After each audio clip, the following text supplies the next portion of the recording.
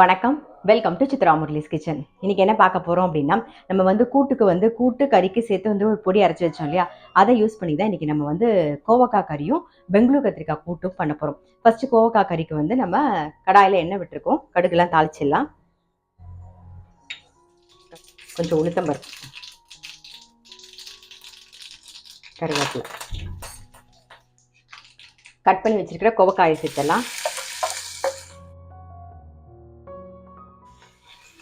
கோவக்காய்க்கு தேவையான உப்பு, மஞ்சள் பொடி,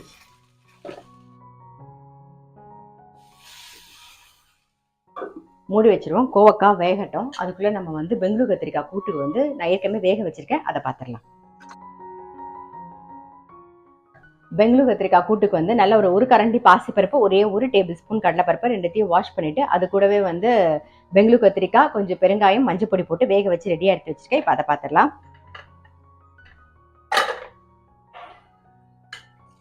இப்போ கூட்டு ரெடியா இருக்கு. இதுக்கு தேங்காய்லாம் சேர்க்கணும்னு அவசியமே கிடையாது. நம்மளுடைய கறி பொடியை சேர்த்துடலாம். தேவையான அளவு சேர்த்துக்கலாம். நான் ஒரு ஃபர்ஸ்ட் இப்போ ஒரு டேபிள் ஸ்பூன் சேர்த்துருக்கேன். இன்னும் கொஞ்சம் சேர்த்துக்கிறேன்.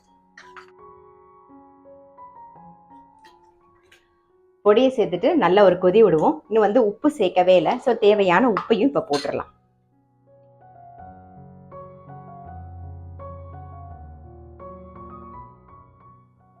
பொடி சேர்த்து கூட்டு நல்லா ஒரு கொதி வந்துடுது. மேலாக ஒரே ஒரு டீஸ்பூன் தேங்காய் எண்ணெய் விட்டுக்கலாம்.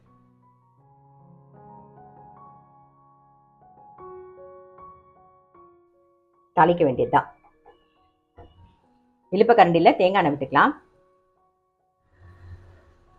கடுகு, உளுத்தம்பருப்பு, கொஞ்சம் சீரகம், கருவேப்பிலை போட்டுருவோம். அவ்வளோதான்.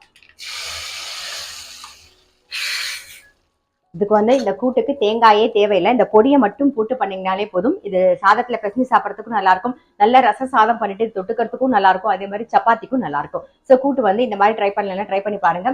சவுச்சவுன்னு இல்லை, நம்ம பூசணிக்காய், புடலங்காய், கத்திரிக்காய், என்ன காய் போட்டு கூட்டு பண்ணாலும் பண்ணலாம். மிக்ஸ்டா எல்லா காயும் போட்டு கூட இந்த பொடியை யூஸ் பண்ணி கூட்டு பண்ணிடலாம். தேங்காய் இல்லை அப்படின்னு நினைக்கும் போது டக்குன்னு இந்த பொடியை போட்டீங்கன்னா போதும். அப்படியே தேங்காய் போட்டு அரைச்ச மாதிரி தான் இருக்கும். டேஸ்ட் நல்ல பிரமாதமா இருக்கும். ட்ரை பண்ணி பாருங்க.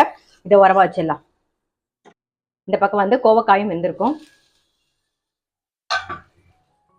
நம்ம ஆல்ரெடி கறிக்கும் கூட்டுக்கும் சேர்ந்து பண்ற மாதிரி ஒரு பொடி உங்களுக்கு அரைச்சு காமிச்சிருப்பேன். அந்த பொடியை யூஸ் பண்ணி தான் ஃபர்ஸ்ட் கூட்டு பண்ணோம். இப்போ அந்த பொடியை யூஸ் பண்ணி தான் கறியும் பண்ண போறோம். இதோட லிங்க் நான் டிஸ்கிரிப்ஷன் பாக்ஸ்ல உங்களுக்கு தரேன். பார்க்கல அப்படின்னா கண்டிப்பா போய் பார்த்துட்டு அந்த பொடியை ரெடி பண்ணி வச்சுக்கிட்டீங்கன்னா தேங்காயே தேவையில்லை, அவ்வளோ நல்லா டேஸ்டா இருக்கும்.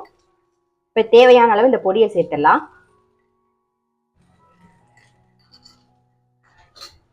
அவ்வளோதான். ஜஸ்ட் மிக்ஸ் பண்ணிங்கன்னா போதும். நம்மளுடைய கோவக்காய் கறி ரெடி. இப்போ இது டிஃபன் பாக்ஸ் கொடுக்கணும் அப்படின்னு நினைச்சிங்க, டக்குன்னு ஒரு சாதம் கலந்து கொடுக்கணும் அப்படின்னா நீங்கள் சாதம் உதுரா வடிச்சு வச்சிருந்தீங்கன்னா இந்த கறியை பிசைஞ்சு அப்படியே கொடுத்துடலாம். நல்லா நெய் விட்டு பிசைஞ்சு கொடுத்தீங்கன்னா ரொம்பவே நல்லாயிருக்கும்.